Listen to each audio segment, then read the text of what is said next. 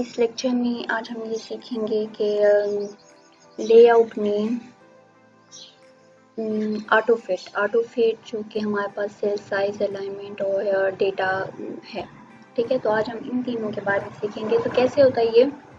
सबसे पहले ये होगा कि आप ऑटोफिट में जाएं। ऑटोफिट में अगर सबसे पहले कमांड है वो ये देखें कि ऑटोफिट कंटेंट है। तो अगर आप ये कहेंगे तो ये देखें आपका टेबल कितना है कि आपके कॉन्टेक्ट के मुताबिक जो है वो फिट हो जाएगा। उसके अलावा जो है विंडो के मुताबिक करना है तो ये विंडो के मुताबिक हो जाएगा।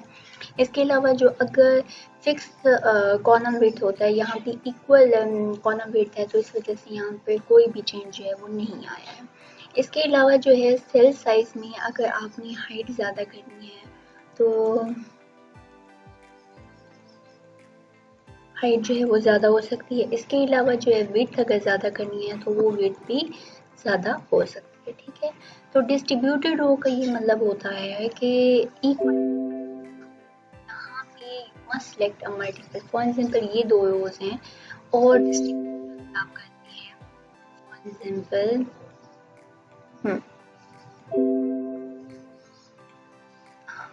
तो ये कमांड कैसे होगी कि डिस्ट्रीब्यूटेड रो का ये मतलब होता है कि ये रोज हैं। ठीक है, तो आपने इनको सिलेक्ट कर लिया है तो ये इक्वल साइज में आ जाएंगे। लाइक अगर मैं इसको छोटा कर देती हूँ, ठीक है, और इसको मैं सिलेक्ट करती हूँ तो ये देखिए इक्वल साइज में आ गई है ये। ठीक है, इसके अलावा जो है अगर मैं कॉलम को सिलेक्ट करती हूँ तो ये कॉलम जो है ये भी इक्वल साइज में आ गई है। मतलब ये भी इक्वल साइज में और ये तीनों भी इक्वल साइज में है। इनका ये सारे जो हैं ऐसे ऐसे नहीं हम करेंगे, ये तो रोज हैं। ठीक है, तो रोज जो हैं वो इक्वल साइज में हैं, इनकी आप हाइट देखें। ठीक है, और कॉलम की लेंथ देखते हुए जो है वो इक्वल डिस्ट्रीब्यूशन हमने करनी है। इसके अलावा जो अलाइनमेंट है, आज हम अलाइनमेंट के बारे में भी आज हम सीखेंगे। तो जो अलाइनमेंट है वो ये है, लेफ्ट पे है, सेंटर में भी है।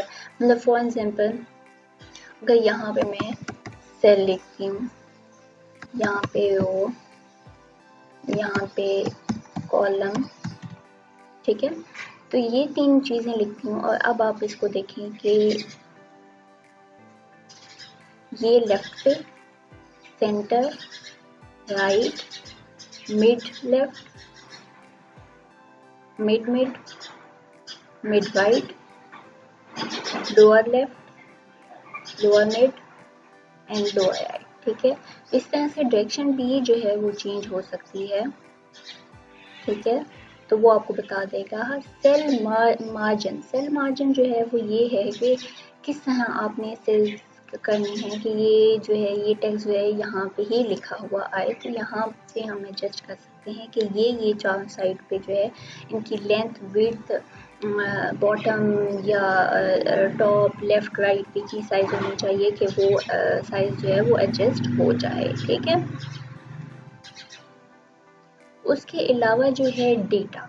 ठीक है, तो आज हम डेटा के बारे में भी सीखेंगे जो आज के लेक्चर का जो है वो लास्ट है। यानी कि ये लेआउट टूल में जो है वो लास्ट कमांड है वो डेटा की है। तो फॉर एग्जांपल डेटा में हम जाते हैं, ठीक है, और सॉर्ट करते हैं। सॉर्ट उस वक्त होता है जैसे कि हमने कॉलम 1 कर लिया, फिर उसके बाद कॉलम 2, 3 कर लिया, फिर उसके बाद कॉलम 4 कर लिया, तो हम उसमें एडजस्ट जो है वो कर सकते हैं। ठीक है, तो हमारे पास यहाँ पे इतना टेक्स्ट नहीं है या हमारे टेबल उस तरह के नहीं है कि ये कमांड जो है वो एप्लीकेबल हो सके।